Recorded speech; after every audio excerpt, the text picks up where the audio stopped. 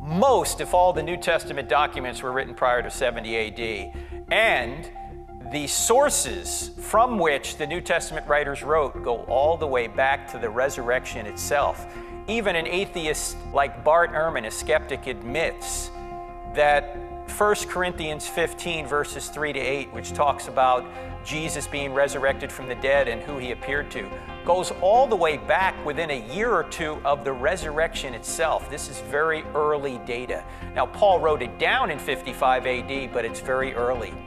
In fact, Gary Habermas of Liberty University has identified 41 creeds, like the one in 1 Corinthians 15, which predate the writing of the New Testament.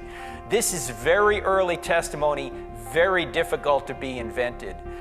Let me ask you a question. Let's suppose you are reading a history of Lower Manhattan, and you read the story of the Twin Towers being built.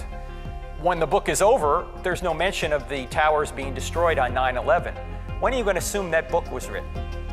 Prior to 9/11, obviously. Well, the New Testament doesn't mention an event that was even more dramatic than 9/11, and that is the destruction of Jerusalem and the temple in 70 AD. Jesus predicts it in his Olivet Discourse, but nobody ever says, look, Jesus was right. Why not?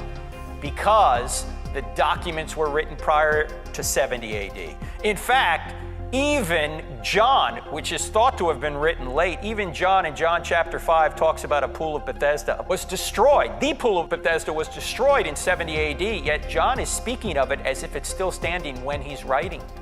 Even the book of Revelation indicates it seems that the temple is still standing. There is positive evidence that the New Testament writers are likely writing prior to 70 AD.